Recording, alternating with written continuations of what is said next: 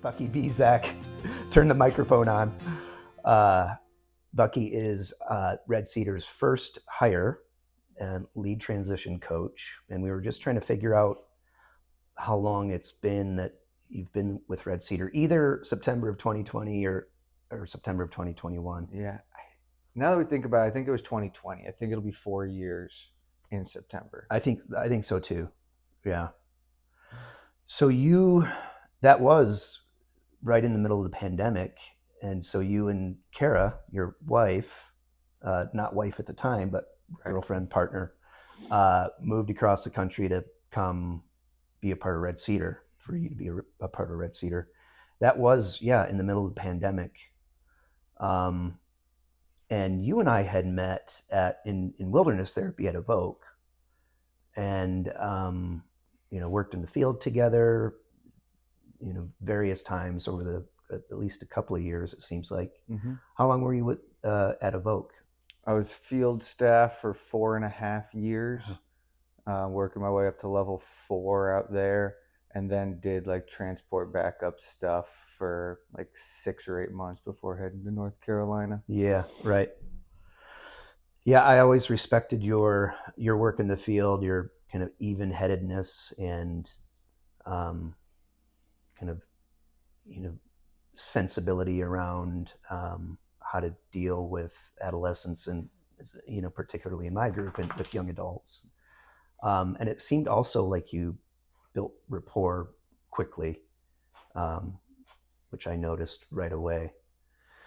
What was it about wilderness? I mean, 4.5 years, it's, as you know, that's a long time in that industry. What was it that kept you around and coming back? I think it's interesting because, originally I went there with the mindset of I wanted to learn wilderness skills and primitive skills and thought the Southwest desert was a great place to do that. Mm-hmm. And then it quickly evolved into, oh, you can make a difference in people's lives. Yeah. And, for some people, they'd go in the field and it was very hectic, chaotic, and they'd come out like feeling stressed and just depleted. Yeah. I think because of the rapport that you mentioned, like a lot of weeks went really smooth for me in the field. Yeah. So like the longevity aspect wasn't really an issue, the sustainability.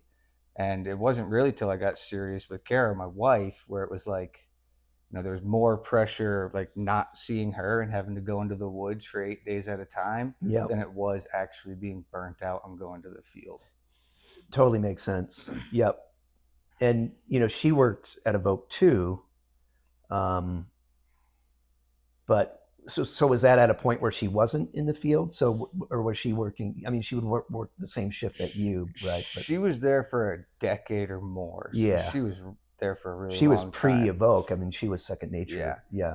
And she had moved into like a mentor role where she was like kind of half working with the field director team and going in and like troubleshooting problems. That's right. And doing a lot of staff training. That's right. I remember that. It was kind of like our schedules just didn't match up at all for that reason. Yep. Over the years, I saw that particular issue be, one of the top 2 things that would eventually draw people out of that work is, having a serious partnership and the schedule just not meshing or lending itself to that partnership. Yeah. Yeah. I had my own version of that where I would get out of the field, and this is when I was living in Moab, and my girlfriend at the time wasn't doing wilderness therapy. She had kind of a regular 9-to-5 gig in town, and I would get out of the field and like, oh, let's spend time together. And she's like, I've got to work, and I've got a regular life, and I can't just drop everything and go, come hang out for a few days in the woods or something. Yeah. Yeah, it's a wild world. It's the 8 days on, 6 days off world in the wilderness. It is. It's crazy. It is. So it wasn't necessarily burnout. So it was more of a scheduling complication that really led you to eventually think about doing something else. Mm-hmm. And then when I called you, were you? Oh, you'd worked your way into like what was the title? Like a field specialist or logistics person? It was like transport backup Transport stuff. It backup. was Yeah. honestly a step back from where I was as like a level 4, looking at potentially level 5 in the field, Yeah. but it made sense scheduling wise. And yeah, my recollection, I was looking for other work in St. George or in the Utah area. I was just struggling to find really anything that made sense or I was excited about. Thought about just totally switching and getting out of the mental health industry. Um, and I actually reached out to you for a recommendation letter as I was looking for different job opportunities. And you were like, yeah, I'm happy to do it. He's like, and um, I'm looking to hire, a full-time coach in Asheville. Is there any chance that you'd be willing or able to come and, start working at Red Cedar? And after, decent conversation with Kara, we decided we'd been in the desert for a long time and Mm-hmm. it was as good or better. Actually, it was much better opportunity than anything else I was finding out there. Yeah. So that's kind of what pushed it over the edge and made the move Yeah. happen. Cool. Cool. Um, how's it been moving east? I know you're from, is it Connecticut or yeah, Connecticut. Connecticut Yep. originally. So quite a bit closer to where you grew up, but Mm-hmm. yeah, how's it been moving east? I mean, other than the job itself, but just like, Yeah. being in Well, Appalachia. first off, I think I'll always miss the open spaces of the Southwest. We were just out in St. George a few months ago, and it was like, Yeah. wow, it's Yeah. pretty out here. Sure is. And Asheville, the East Coast has its own version of beautiful wilderness, but to me, it's not quite the same. Um, Now, the parts that have made it awesome are, me and Kara have a young daughter now, and my sister is an hour away with a young son who's just a week older than our daughter. And then my parents just moved from the Northeast down to Greenville, South Carolina as well. Ah, So now they're an hour away. So it's like we're all converging on the Southeast, yeah. and to have access to that again, it's you can't beat it, Yep. especially when you're raising a family. A kid. Yep. For Mm-hmm. sure. I forgot your parents. You told me a while back. Your parents, yeah, are in Greenville, and Greenville's an Hour south. hour Yep. south. Yeah. Um, and they moved like to be closer to their kids and their grandkids. Yep. Yeah, Gotcha. exactly. Cool. Um, professionally, how's the transition to Red Cedar been? Like, what do you like about the job? What are the challenges? How's it been for you overall? I think we have, at least in my mind, one of the most effective. One of the, it opens up so much opportunity for our clients. The way our program is structured, and the amount of freedom that we have as coaches to implement new ideas and have real conversations with clients when they're in the midst of the challenges, Mm-hmm. right? Wilderness, you have this awesome container of the woods in a small group, but it seems like, especially after being out of it for a long time and working with young adults that have gone through it, it's really hard for them to keep the momentum that they come out of wilderness with, Yep. right? And we often get clients that went to wilderness, went to some sort of aftercare, and they're still not in a position where they're ready to go out and be independent. Mm-hmm. So I think Red Cedar is an awesome niche program for clients that's like, this really needs to be the last step. Mm-hmm. That's the hope, right? Yeah, that's Yeah, the hope. that's And what we're aiming I for. think we create and help support as good of an opportunity as our clients are going to have to do that in the structure of our program. Mm-hmm. Um, Mm-hmm. Very real world. yeah. Yeah, I was talking to a prospective client uh, yesterday or the day before, and I said, you know, from the outside, and I think even from the inside, someone looking in would say, I mean, it just looks like a normal and I'm using air quotes with normal, but normal young adult life, like you're going to work, you're going to classes and going to clubs, and yeah, you've got your life coach in that matrix and your therapist in that matrix, but otherwise you're in and of the world. um, yeah. Yeah, and you know, I have one client in particular that I've been seeing for multiple years now. And when we started, we were seeing each other 10, 12 hours a week. And now I see him once a week, maybe once every other week. And it's formed into this relationship that it feels in some ways different than just like coach client. Like it Mm-hmm. feels like I've known them for so long and been through so many ups and downs that the vulnerability and the openness that we have together, it's just like this really cool outlet for them to keep on processing, but also just kind of give updates and feel supported. Yeah. Yeah.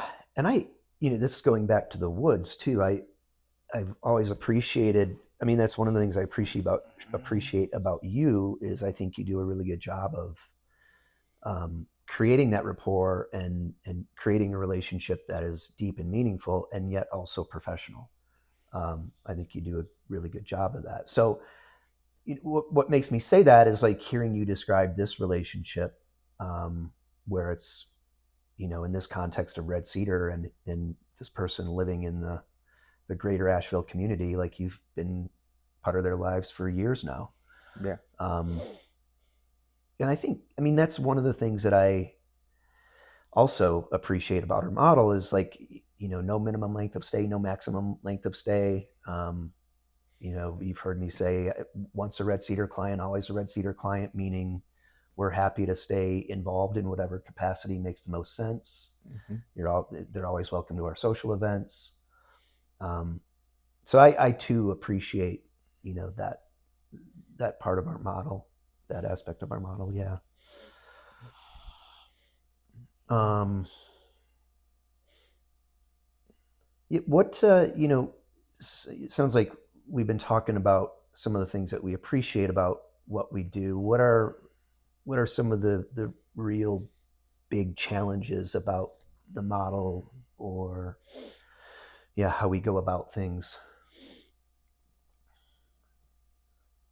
From my perspective, I my critiques aren't necessarily about Red Cedar and the challenges that Red Cedar faces, but kind of just like the mental health industry, the therapy industry as a whole. Mm-hmm. And, the biggest challenge is trying to work with clients that don't really want change Mm-hmm. or say they want change, but their actions don't align with what they're saying, Yeah. and trying to break through that. Yeah.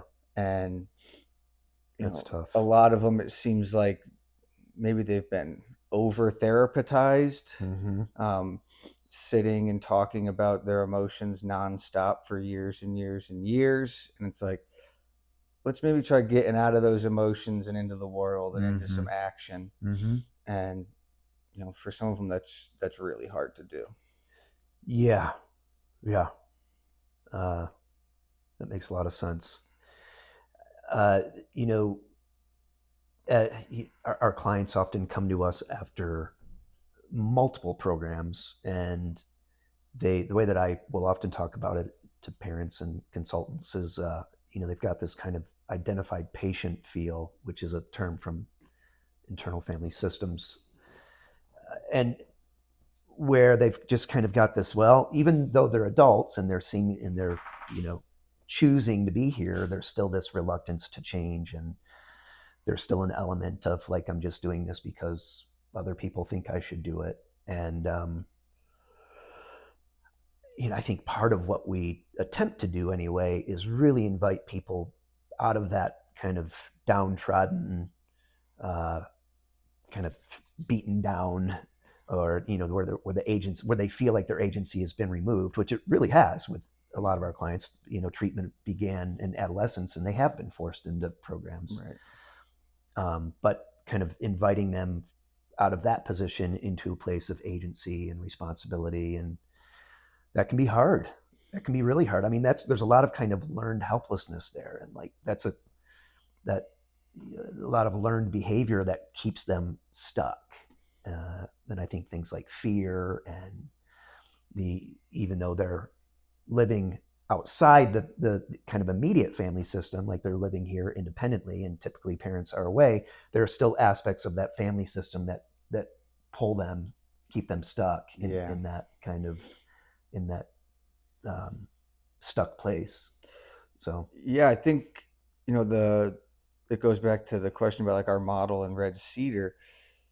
Uh, it's hard to get people to give stuff up, yeah, right? yeah, Even through like an addiction lens, through a behavioral lens, whatever it is. And I think we offer an opportunity for them not only to give stuff up, but to try new things and implement new things. It's like in order to get rid of or to work on and move through that stuckness, there has to be other things that are added to your life. right. Whether it's community or a job, Yep. any of these things, more responsibility or, a appropriate level of responsibility for our clients enables them to actually build a life that to them can feel worth pursuing. Yeah. Where it seems like a lot of our clients don't have that vision at all Yep. when they get to us. Yep.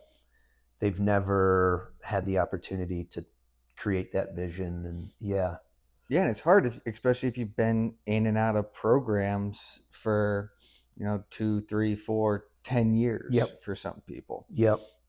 Yeah. It's almost like, they need, yeah, I totally agree. Like if they're going to get unstuck, there has to be a reason why, right? There has to be kind of a replacement for the old stuck behavior, Right? Like whether it's job or school, and I think, that's part of our work and the care that we provide is helping them connect with that why. Like I think of that why as like values connection. Yeah. Like, let's help you get in touch with and at least gain some clarity around what's important to you. And then what's even like one baby step that you could start to take in that direction. Mm-hmm.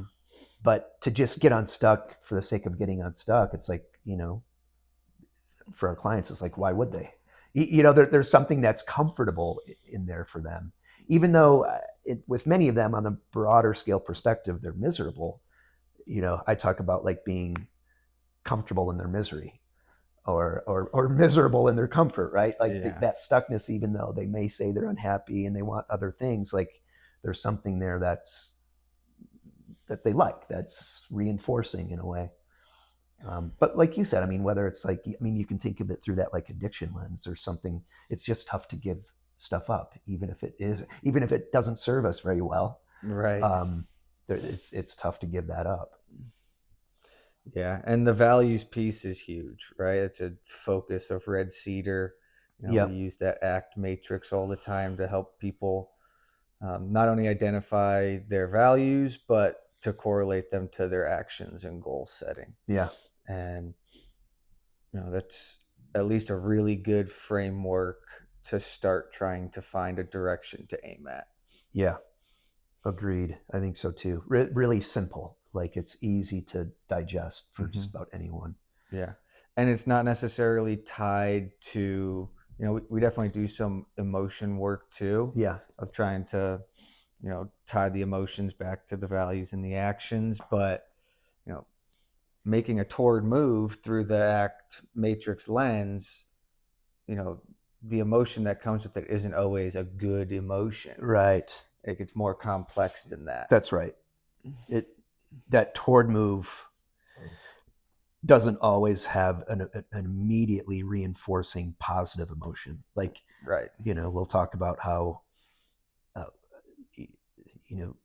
some things take sacrifice, and in the moment, it sucks. So I'll talk about like, if a client has been like an athlete or something, or they've had a job where they have to get out of bed earlier than they want. Like in that moment, you had to go through a difficult feeling of like, oh, I don't want to get out of bed, but I'm going to get out of bed. Like, but it was still a toward move.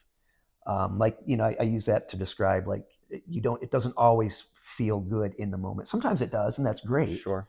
but oftentimes not. But the hope is that kind of over time, there's a deeper satisfaction that forms that makes the kind of in the moment struggle worth it, Yeah. right?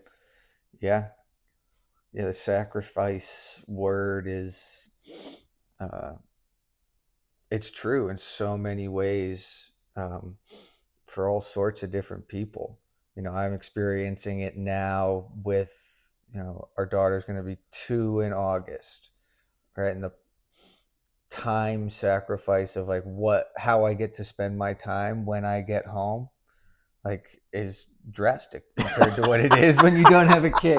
I can only But imagine. but you start to see this little person grow and absorb the world around them, and you're there with them doing it, and it's like, oh yeah, like this is worth it. Even Yeah. though there might be times where I'd rather shoot my bow and arrow or go play pool, it's like that's not the priority today. Yep. That's a good example of that. Like I don't really have a life of my own anymore, or it's drastically changed, but and I'm sacrificing some things, I'm giving some things up, but it's worth it to see this little human grow in front of me. Yeah, Yeah. yeah, it's really cool. Yeah. Um I think of at least some of our work as like helping clients change their relationship to struggle.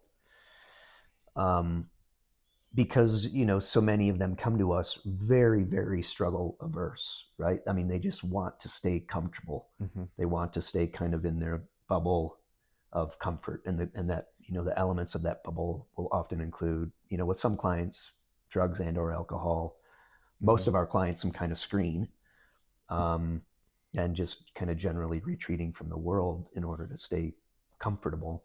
Hence that kind of comfortable in their misery. Mm-hmm. um, and it's the way that I talk about it to them is like there's nothing pathological necessarily about that. Like we want to be comfortable. Like we're as an animal, we're a mammal, and it's nice to have comfort. And taken to the extreme, what begins to happen is our lives start to shrink in power and scope because we're so busy chasing the feel good that we're just we're not willing to go through the struggle to build kind of a values driven life. So I see that as a big part of our work, is just helping them, instead of kind of cower and hide from struggle, but at least start to step toward it and open up to it, and in the hopes of building something larger and more powerful. I mean, you and I both use that phrase of moving powerfully through the world, Yeah. and being in and of the world rather than stuck in your bedroom or apartment. Yeah. Yeah, the desire to be comfortable is real. Mm-hmm. Um, and I wonder if like the avoidance of struggle, right? Because like you said, as animals, we want to be comfortable. But if you go back, it's like life was really hard. Right. And life is Yes. really hard for any animal, like, and it was Yes. really hard for, early humans. Yeah. And it's like if you remove the struggle, it seems like your brain or your body or some combination of both create some form of struggle for you. And I feel like that manifests in like the anxieties and the depressions and the retreating from the world. So it's Yeah. like it's the yin and yang. Like you Yep. need both. You can't only seek comfort. Right. Right.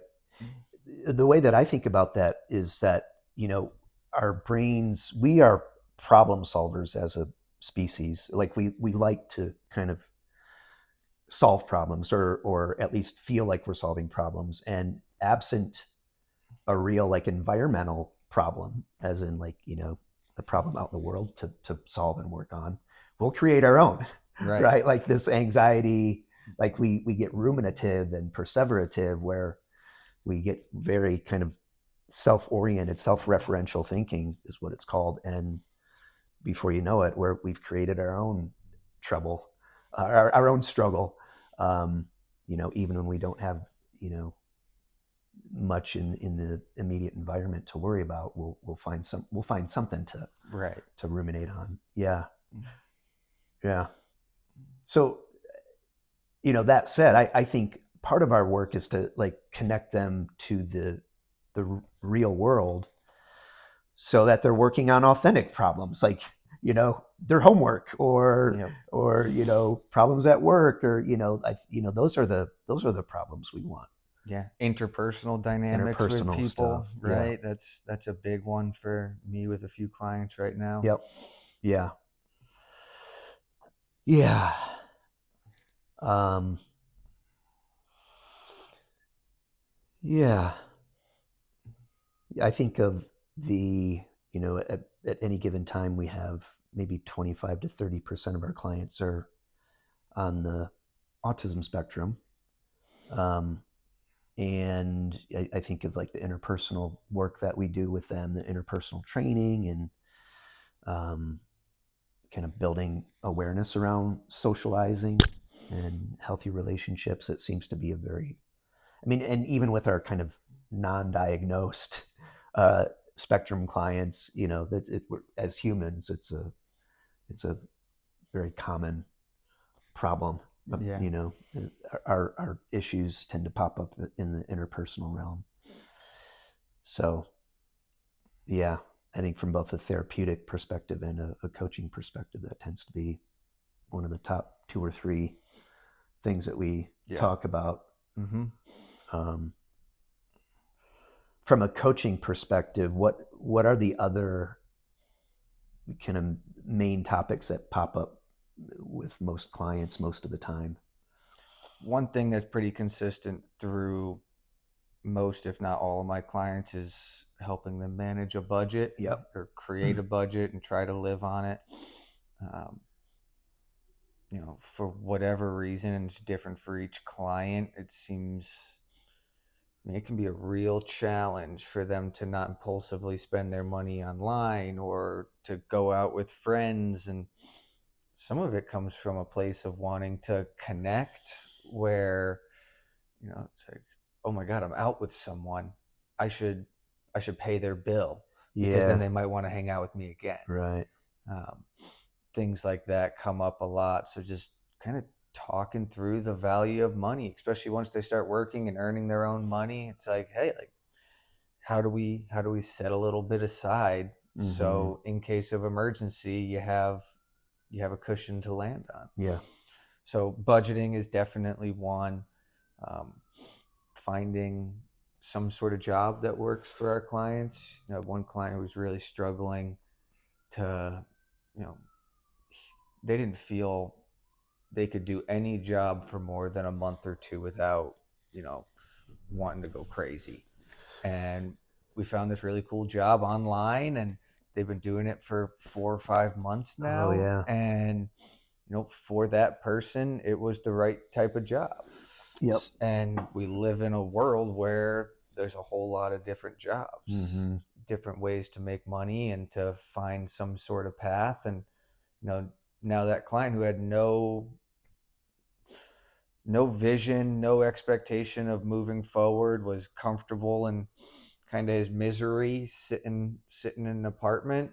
He's like, hey, like our last meeting is like, I want to figure out a way to make a little bit more money. Like, Yeah. what can I do? And maybe it's a job, working as a bartender, or maybe it's adding something else online, but finding them something that makes sense for them is always a focus in the coaching aspect. Yeah.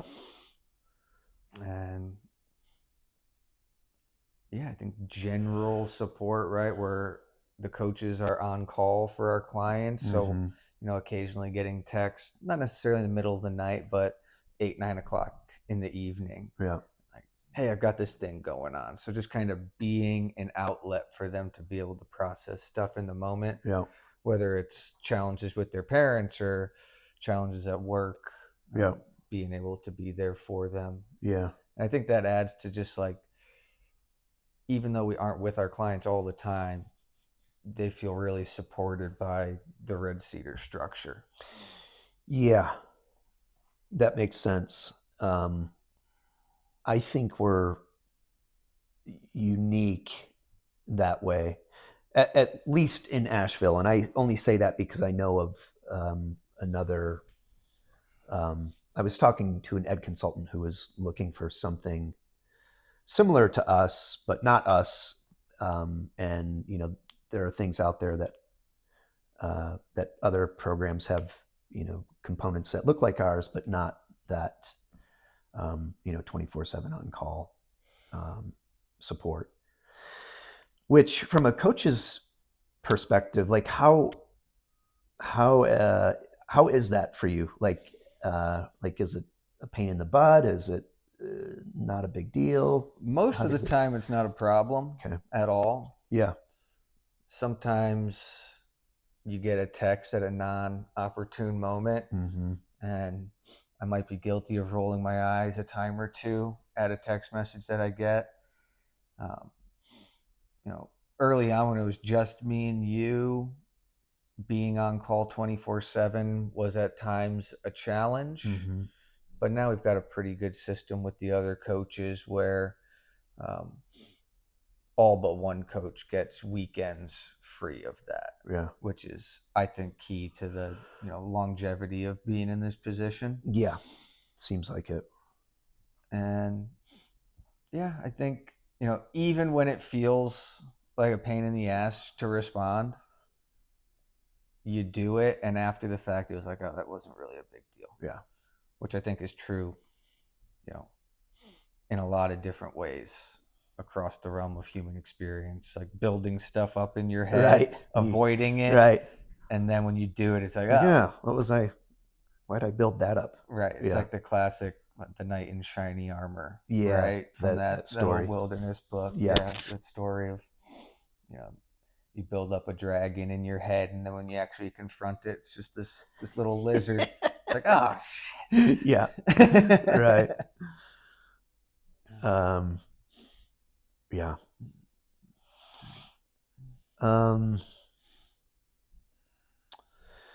Yeah. So at this point, longest term employee that Red Cedar has had. You know, the structure of Red Cedar, as you're well aware, is like there's not a whole lot of middle management.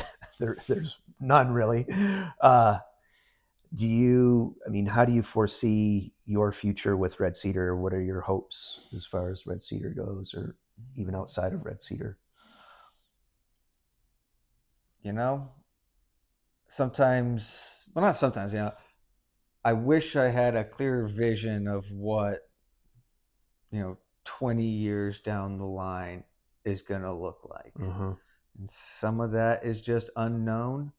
But I think at Red Cedar, we're at a pretty good size right now. And I think if we were able to, stay busy enough for long enough and expand a little bit more, I think there's more room for, managing the coaches and Yeah. stepping into like a training or an oversight role there, and peeling back a little bit from like the direct contact hours with clients. And Yeah. I already work on the newsletter and do some other behind the scenes stuff Yeah. for the company. Yeah. And I think not completely shifting into that, but just tilting the scales a little bit, where maybe it's 60-40 instead of 60 behind the scenes, 40% contact hours, where it's probably that in reverse right now. Sure. It's probably 60-40 contact to behind the scenes stuff. Yeah. But overall, it feels like a sustainable position for me. Sometimes I wonder, if I'm a life coach for Red Cedar 7 years from now. Mm-hmm. It's like, will my ability to build rapport with young adults fade as I get older? Yeah. Right? Yeah. Right now I'm 33. Right.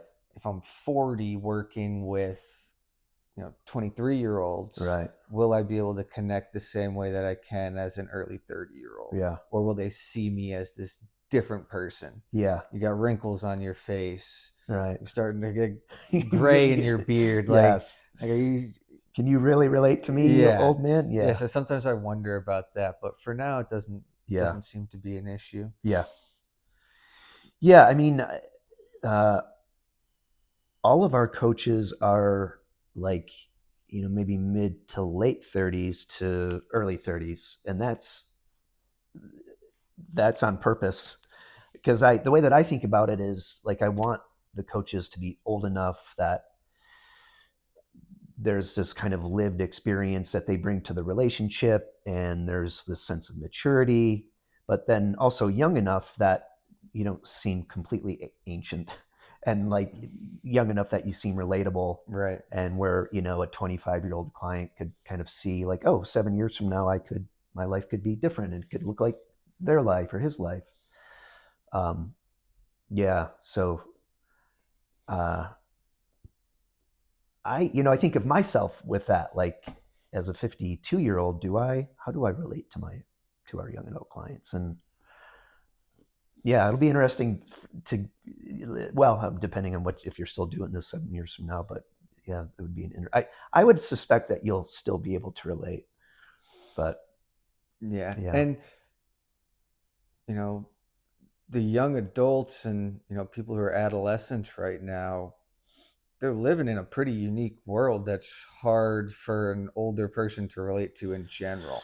it's true Um, with technology and yeah, social media. yeah, Yeah, right. and That's true. I pay attention to some of that stuff, maybe sometimes to a fault. So I feel like I can understand that perspective, right? I'm young enough where it's like, okay, I got my first cell phone when I was in seventh and eighth grade. Mm-hmm. It was just a flip phone and you could text on it. It's not the same as an iPhone or these smartphones, but it's like, okay, like I can get it. Mm-hmm. Mm-hmm. So, Yeah. well, it'll be interesting. Yeah. um So last year we did the whole life training, and you became a whole life certified trainer. Um, Mm-hmm. we were doing those, I think, every other week consultations with Lou, like case consultation through the ACT lens. Yep. Um, we towards the end of the year we did the couple of sessions with Dr. Paul Lavelli to Mm-hmm. kind of bring some awareness and training from an autism spectrum perspective. Mm-hmm. Um, are there, you know, looking forward, are there specific areas that you would like some more support or training in, or specific areas of interest that you think could be useful for maybe not only you, but the rest of the coaches?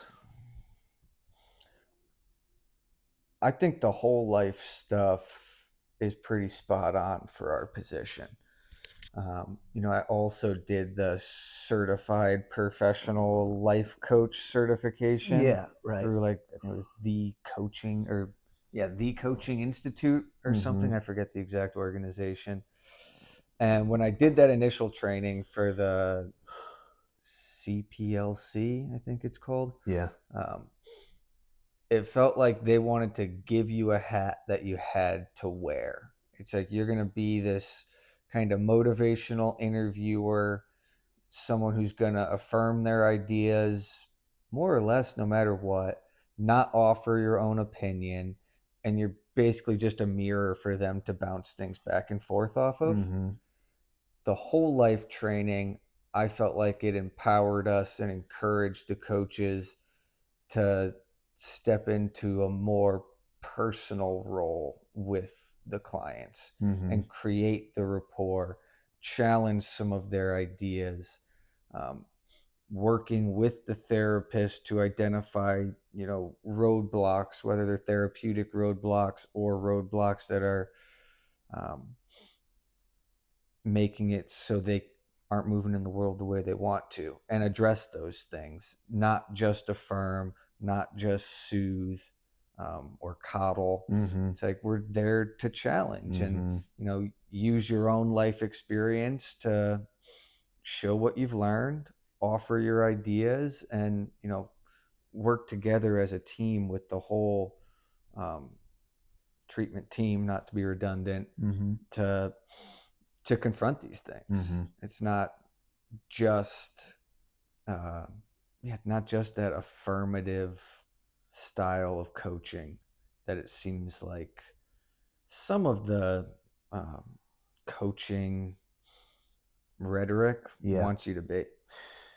Yep. I And yeah, I yeah. think some of that is because they, coaching is kind of unregulated at Yeah. this point, Yeah. and I think coaches want it to stay that way. And I think if we broaden what coaches are able to do, you open that industry up into like, okay, you guys are basically counselors. Like, how come counselors need these degrees and these coaches don't? Right. So I think that's a worry. And, doesn't, one way or another, I'm happy to get certifications and keep doing what I'm doing. So it's like, I'm going to lean towards the one that gives me more freedom and agency in what I'm doing. Sure. Sure. I like I told you a while back when you were getting your certification, I did uh, all the formal training up to actually getting certified, and it was pretty involved. And um, but at the end, like it felt a bit like a pyramid scheme. That I won't get into the details, but I thought the training was fine. It was a lot of it. I mean, 99% of it was review based on my previous experience in wilderness therapy. Mm-hmm. But it had that similar feel of like you don't challenge. It's just this kind of affirming. You're somewhat of a mirror, which is great with some clients, but with our Sometimes clients, it's the right tool. yes, that's right. Sometimes it's the right hat to wear. That's right. That's right. And that's one of the things that I liked about Jared, who came up with Whole Life, and his Whole Life system is like, as you were talking, the word active was coming to my mind. Like he invites us, in the system, the Whole Life system invites us to be, kind of more active in a client's process, like to challenge or to, ask provocative questions, or, instead of just this like neutral mirror. Yeah. Which most of, like, I think formal coaching, formal kind of traditional coaching certifications are more of that, like, just kind of a mirror for people, and Mm-hmm. maybe kind of a motivational interviewing, question asking. But so yeah, I appreciate that Whole Life training for that, for sure. um yeah. So going forward, like, I guess you said you're happy to get any other certifications. um how would you describe, like, your own style of coaching? Mm-mm. I, I mean, it's heavily reliant on the rapport, Yeah. right? And I think until you build a sufficient amount of rapport, challenging, any challenges that you present to them, if you don't have the rapport, are just swatted away. Yeah.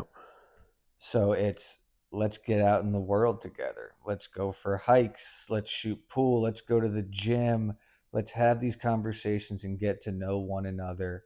And, sometimes there's stuff that has to precede that, right? If there's apartment that they need to find when they get here, or if they need a job when they get here, then we'll focus on that stuff too and make sure we're, checking the boxes of like those logistical things. Mm-hmm.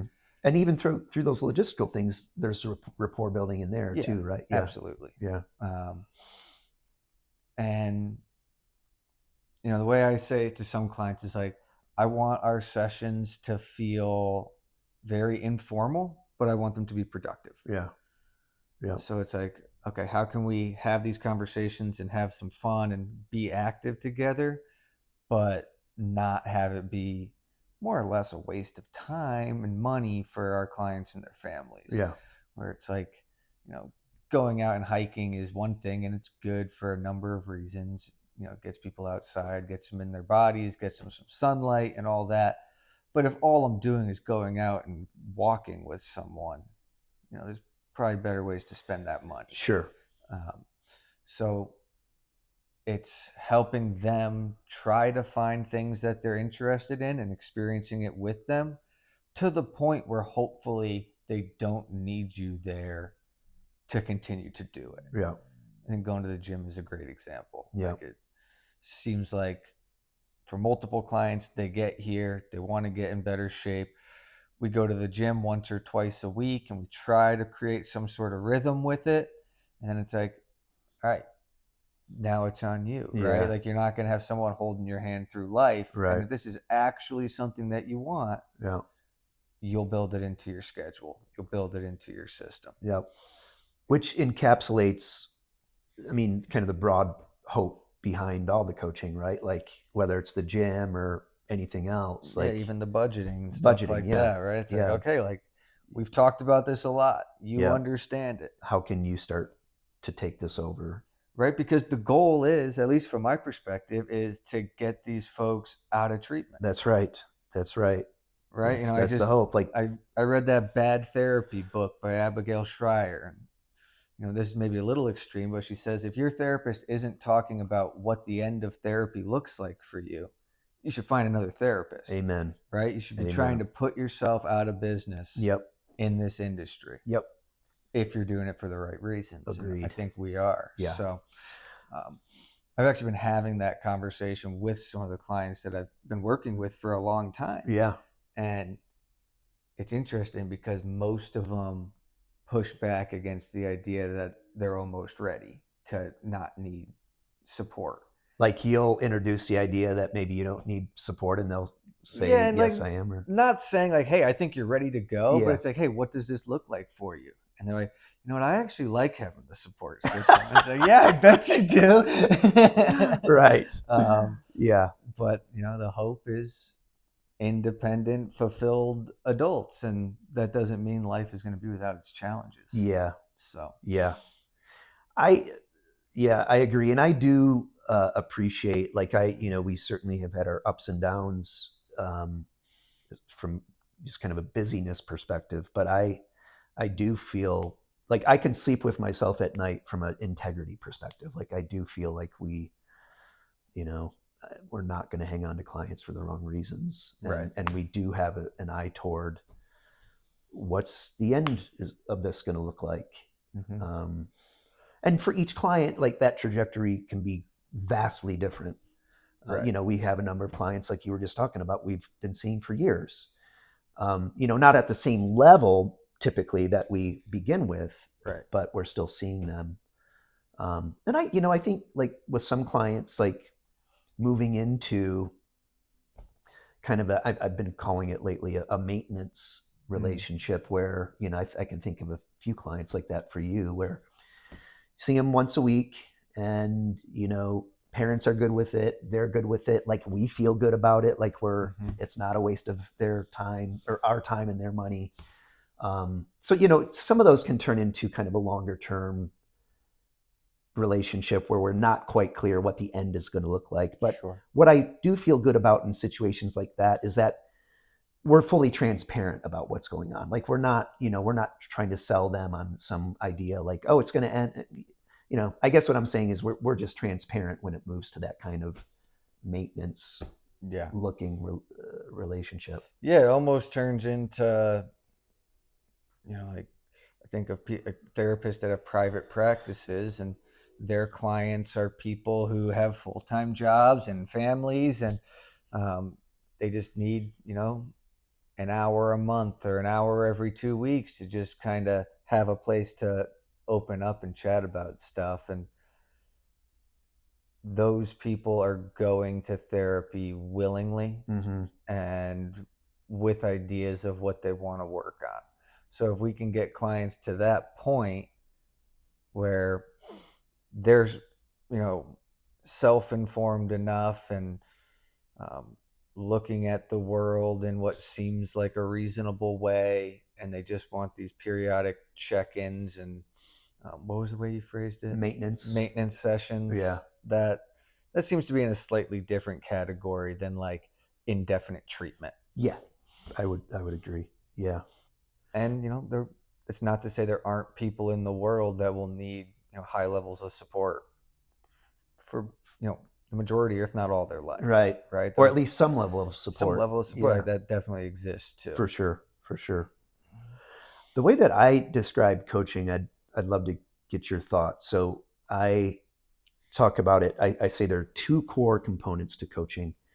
One is all of the things that most people think of when they hear the phrase life coaching, like values clarification, setting goals in service of values, both longer term, as in what would you like your life to look like in 5 years or a year, to shorter term, as in month, week, and even daily goals.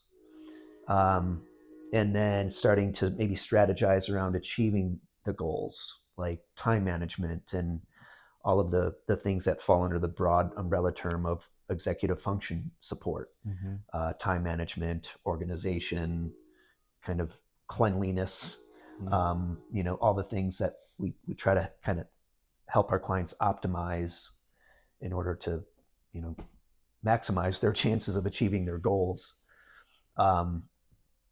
So all of, and we put together this little planner that we use with many of our clients, and based on the ACT matrix, that's all one component, at least as I think of it. The other component is, I just call it doing with.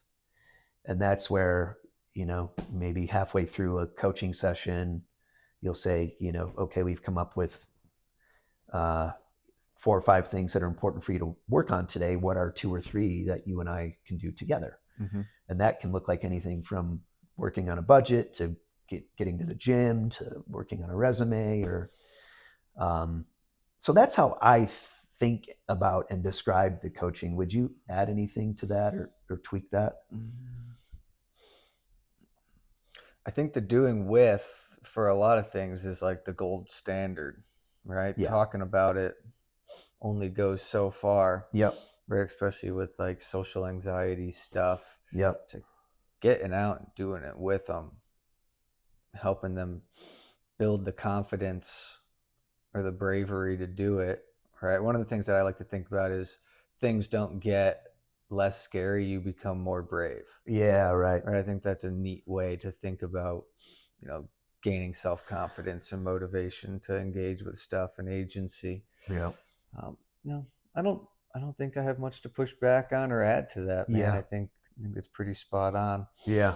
Right. It seems like we tend to do more of the executive functioning part. Yeah. But when we can do the stuff with the clients, get out and not to be redundant, but the hiking and going to yoga classes or pottery classes, right? Our coaches do a whole bunch of different stuff with our clients. I think that's where a lot of the traction is picked up. Yep. Because it can, I think they've been talked to a lot. Yes. They've been told what the right thing to do is a lot. Yes. And I think just coming at it from a different perspective makes a lot of sense. Doing it with them, I think, is different than what they've gotten at other programs or treatment centers that they've been at. Yeah. Right. And it's not coerced. Yeah. Right. Like some of our clients come from like relatively longer term places, and they have life skills classes. Yeah. But it's like, you're going to go to this life skill class. And as soon as you tell someone that, they're like, well, screw that thing. Yeah. Right. I'll go and sit there, but I'm not going to absorb any of it. Right. So it's like, if I can veer away from that, talking at clients or telling them what I think their parents would want them to do. Right. Like that's just not an effective way to communicate, especially with young adults. Yep.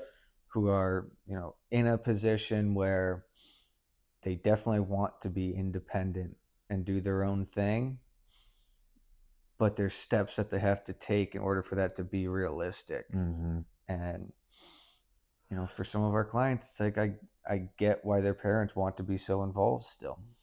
Sure. Or they feel like they have to be. Right. Yeah. Yeah.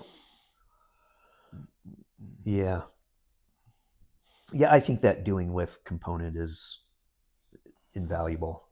You know, I'll often say, like, if clients were good at doing that stuff on their own, they would probably not need us or need treatment, right? They, most of them kind of know what to do. It's a matter of like of doing it. Um, Yeah, and our clients are so good. I think it's because they've been um, in so much talk therapy.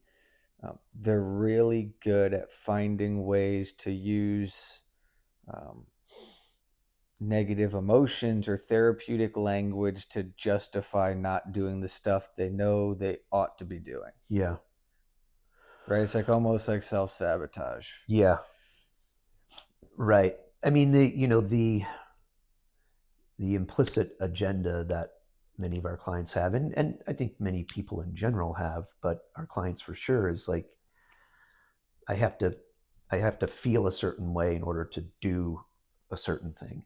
Mm-hmm. um, and they just kind of get stuck wanting to have the right thought or feeling, and then I'll do the thing, then I'll move in the world. Mm-hmm. And I talk about reversing the order, right? Yeah. Sometimes we have to just do and be in the world, and we might feel better, we might not, but like the emphasis isn't on I've got to do and feel a certain way, this kind of linear feeling and then thought, or thought, feeling, behavior. um, so yeah, I think the kind of the worst part of the therapeutic world invites that. Like, I do think good therapy, there's a spot for it Sure. where we're challenging that kind of underlying or implicit assumption that I have to have the right internal experience. Then I'll move in the world externally. Right. It's like being able to identify your emotions and articulate them is a valuable thing for a human to be able to do. Yeah. But when you're encouraged to ruminate on it and stick to it, and like you were saying, only act when you're feeling the correct way, I I think that sort of idea or encouragement is potentially having pretty negative effect on a lot of young people. Yeah. And it's that ruminating side. It's the constantly thinking about yourself, and it Yeah. just seems like it almost always leads to downward spirals and negative thinking, and Yeah. it doesn't make you think good about yourself. Yep. I agree. I mean, that's part of what came up in that bad therapy book, Mm-hmm. is that we've got to be careful that as therapists and you know people in this industry, that we're not encouraging this um, ruminative, hyper self-referential thinking, experience for the client, which I think, like I said, I think that's part of what bad therapy looks like, is that kind of encourages this, like, what is going on, and like, let me get in there and dig, and if I think about it just the right way, I'll feel better. And I gotta, what is, that's like, we gotta, the way I talk about it, like popping our head above the surface, and kind of below the surface is all our stuff, and where we can get kind of lost in the wash. Mm-hmm. But popping up, oh, there's a big world out here, and how can I connect to things that are important out here? um, and what I tell clients is, whatever the internal experience is that you're looking for, that's your best bet of actually having the experience. Like, right, like, is by kind of popping yourself out of this like hyper focus on what's happening internally, connecting to something of importance out there. I say, I don't guarantee it, but I think that's your best shot of actually feeling whatever it is you want to feel. Yeah. And don't get attached to like, oh, I've got to feel this. I'm going to do this in order to feel this. Like, it may or may not happen. And the more you're attached to feeling a certain way, it's like a dog chasing its tail. You kind of got to let go of whatever the feeling is you're seeking, Right. in order to be open to it. It gets a bit paradoxical. Yeah, and like I was saying, it's not that the emotions aren't important, right? Because I think in a callous way, what it could sound like I'm saying is basically like, screw your emotions. Right. pull yourself up by your bootstraps and get after it. And Right. it's also not that simple. Right. Right? Right. Like good mental health treatment, good coaching, good therapy is somewhere in between that. Yeah. Who cares what your internal experience is or your experience in the world? Like just do the thing. do it. Yeah. Just do the thing. It's Right. like it's not that simple for everyone. Right. But it's also not, let's sit and wallow in our personal emotions and dig down to, what we eventually determine is like the root cause of all this stuff, to a point where you're just frozen also. Yeah.